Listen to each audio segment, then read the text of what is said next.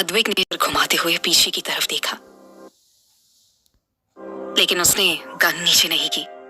वापस पायल की तरफ मुड़कर स्माइल करते हुए उसने कहा, तुम्हें क्या लगता है मेरे गन फेंक देने से तुम यहां से बचकर निकल जाओगी? हम यहां अकेले नहीं हैं। पुलिस ने इस पूरे एरिया को चारों तरफ से घेर लिया है। तुम चाहे कितनी भी कोशिश कर लो, लेकिन यहां से बचकर नहीं जा पाओगी। हाँ, अगर तुमने सोनल को छोड़ दिया तो कोई भी तुम पर गोली नहीं चलाएगा, ये मेरा वादा है। अब तुम खुद डिसाइड कर लो कि क्या करना है। पायल पहले से जानती थी कि उसके सामने ऐसी ही कोई सिचुएशन आने वाली है, इसलिए तो वो सोनल को अपने साथ ढाल बनाकर यहाँ तक लेकर आई थी। कहीं ना कहीं उसे भी अंदाजा था कि अब उसका यहाँ से बचकर जाना मुश्किल है, लेकिन अगर वो सिद्धार्थ के हाथ लग गई तो वो उसकी हालत मौत से भी बदतर कर देगा। ऐसे जीने से बेहतर तो यही था कि वो खुद ही अपनी जिंदगी को खत्म कर दे। ये सोचकर डिसअपॉइंटमेंट के कारण उसके चेहरे पर कड़वाहट से भरी एक स्माइल आ गई थी। ये डिसीजन लेने के बाद उसके चेहरे पर डर का कहीं कोई नामो निशान नजर नहीं आ रहा था। मैंने कहा गन फेंको, पायल ने गुस्से में अपने एक एक वर्ड पर जोर डालते हुए कहा, लेकिन आद्विक अपनी जगह से हिला तक नहीं। ये देखकर पायल का गुस्सा और भड़क गया। उसने गोली चला दी। गोली चलने की आवाज सुनकर घबराहट के मारे सोनल के मुंह से एक तेज चीख निकल गई। सिद्धार्थ को ऐसा लगा जैसे किसी ने उसके दिल को चीर कर रख दिया हो।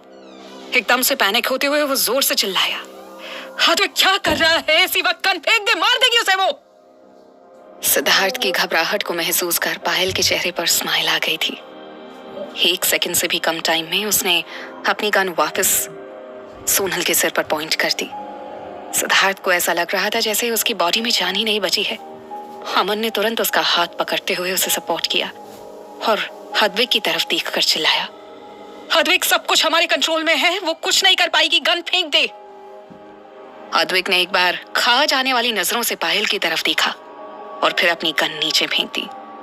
उसने आज तक एक से बढ़कर एक बड़े बड़े क्रिमिनल्स को फेस किया था, लेकिन कभी किसी ने उसे इस हद तक मजबूर नहीं किया था कि उसे अपनी गन फेंकनी पड़े। लेकिन आज पायल की वजह से उसे झुकना पड़ रहा था। ये बात उसे और भी ज्यादा चुभ रही थी। मुझे इसी वक्त एक गाड़ी चाहिए, मेरे लिए एक गाड़ी का अरेंज करो। पायल सिद्धार्थ की तरफ देखती हुई चिल्लाई, वरना। कहते हुए पायल ने सोनल के बालों को कसकर अपनी मुट्ठियों में भरकर खींचा और सोनल के मुंह से दर्द से भरी एक हल्की सी चीख निकल गई। सिद्धार्थ का दिमाग इस वक्त बिल्कुल भी काम नहीं कर रहा था। उसने तुरंत अपने दोनों हाथ खड़े करते हुए कहा, ओके ओके, जैसा तुम कह रही हो वैसा ही होगा, लेकिन सोनल को कुछ नहीं होना चाहिए। पायल ने नीचे की तरफ इशारा करते हुए कहा, मुझे यहाँ पर कोई नहीं चाहिए। अपने सारे आदमियों से कहो कि इसी वक्त ये जगह खाली करके यहाँ से चले जाएं। सिद्धार्थ ने उसे समझाने की कोशिश करते हुए कहा, देखो पायल, मैं तुम्हें यहाँ से जाने दूंगा, कोई तुम्हें कुछ नहीं करेगा, लेकिन सोनल को छोड़ दो। पायल ने एक तिरछी सी स्माइल के साथ सिद्धार्थ की तरफ देखते हुए जवाब दिया, Do you really think that I'm that stupid? यही तो है मेरी हर प्रॉब्लम का सलूशन। जब तक ये मेरे साथ है तुम मेरी हर बात मानोगे, अगर सोनल ही नहीं रहेगी तो तुम मेरी बात क्यों सुनोगे? हाँ। इसके बाद पायल ने गुस्से से भरकर आद्विक की तरफ देखते हुए कहा, तुमसे मैंने कहा ना पीछे चले जाओ, और तुम सिद्धार्थ सीधी तरह से मेरे लिए गाड़ी का इंतजाम करो, मुझे यहाँ से निकलना है। उसकी धमकी सुनकर आद्विक पीछे की तरफ अपने कदम बढ़ाते हुए सिद्धार्थ और अमन के पास आकर खड़ा हो गया। सिद्धार्थ ने अब आगे बढ़कर पायल के पास आते हुए कहा, मेरे पास तुम्हारे लिए इससे भी अच्छा ऑफर है। तुम सोनल को छोड़ दो और मैं तुम्हें गाड़ी के साथ साथ 100 करोड़ रुपए भी दे दूंगा। What do you think? पायल ने जब उसे आगे आते हुए देखा तो उसने अपनी गन सिद्धार्थ की तरफ पॉइंट कर दी और जोर से चिल्लाई, मुझे तुम्हारा कोई ऑफर नहीं चाहिए, इसी वक्त मेरे लिए गाड़ी का इंतजाम करो और सोनल को मेरे साथ जाने दो, वरना मैं इसे अपने साथ लेकर यहाँ से नीचे कूद जाऊंगी। उसकी धमकी सुनकर सिद्धार्थ के दिल की धड़कनें तेज हो गई थी। एक पल को उसके कदम अपनी जगह पर रुक गए, लेकिन उसने एक और कोशिश करते हुए कहा, मैं तुम्हें यहाँ से अकेले जाने को नहीं कह रहा हूँ, तुम सोनल को छोड़ दो, उसी जगह पर मैं तुम्हारे साथ चलने को तैयार हूँ। सोनल ने जब ये सुना तो वो एकदम से शॉक्ड हो गई। सिद्धार्थ क्या कर रहे हो तुम कहीं नहीं जाओगे? सिद्धार्थ ने एक हल्की सी स्माइल के साथ सोनल की तरफ देखते हुए कहा, डोंट वरी, मुझे कुछ नहीं होगा। सोनल इस वक्त बहुत ज्यादा घबराई हुई थी। उसे अपने साथ साथ अपने बच्चे की जान की भी फिक्र थी, लेकिन फिर भी वो सिद्धार्थ की जान को खतरे में डालने की सोच तक नहीं सकती थी। उसने ना में अपनी गर्दन हिलाते हुए सिद्धार्थ को पीछे हटने का इशारा किया, लेकिन सिद्धार्थ पहले की तरह आगे बढ़ता रहा। I said stop! पायल 2 कदम पीछे हटते हुए जोर से चिल्लाई। बदहवासी में उसके हाथ से गोली चल गई। एक तेज आवाज के साथ जैसे सब कुछ शांत हो गया। सिद्धार्थ के कदम लड़खड़ाए और वो जमीन पर गिर गया। सोनल ने जब सिद्धार्थ को गिरते देखा तो उसके मुंह से एक तेज चीख निकल गई। इसी के साथ एक बार और गोली चलने की आवाज आई और पायल के हाथ से गन शूट कर नीचे गिर गई। गोली अद्विक ने चलाई थी, जो जाकर पायल के कंधे पर लगी थी। पायल को अपने शोल्डर्स में तेज दर्द का एहसास हुआ और उसने लड़खड़ाते हुए सोनल को छोड़ दिया। पायल की पकड़ से आजाद होने के बावजूद सोनल खुद को संभाल नहीं पाई और लड़खड़ाती हुई जमीन पर घुटनों के बल बैठ गई। फटी फटी आंखों से वो एक टक सिद्धार्थ की तरफ देखे जा रही थी, जो इस वक्त जमीन पर पड़ा हुआ था। अमन दौड़ता हुआ सिद्धार्थ के पास आया। सिट, तू ठीक तो है ना यार? उसने सिद्धार्थ के हाथों की तरफ देखते हुए पूछा। गोली सिद्धार्थ के पैरों को छूती हुई निकल गई थी। इस वजह से उसके पैरों से खून बहते हुए उसके पूरे कपड़ों पर फैल रहा था। मैं ठीक हूं, सिद्धार्थ ने किसी तरह सहारा लेकर खड़े होते हुए कहा। सिद्धार्थ! अचानक सोनल की आवाज सुनकर सबका ध्यान उस तरफ चला गया। उसके पेट में बहुत तेज दर्द होने लगा था, साथ ही उसे ब्लीडिंग भी होने लगी थी। ये देखकर सिद्धार्थ के होश उड़ गए।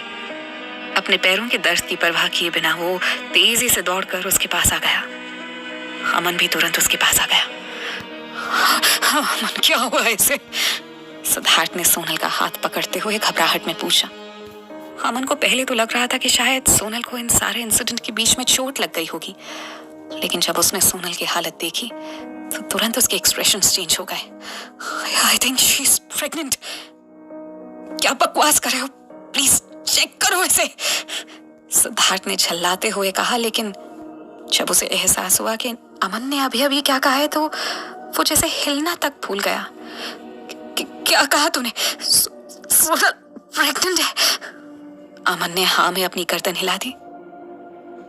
Congratulations यार। अमन ने स्माइल करते हुए उसके कंधे पर अपना हाथ रख दिया। सिद्धार्थ को अब तक अपने कानों पर यकीन नहीं हो रहा था।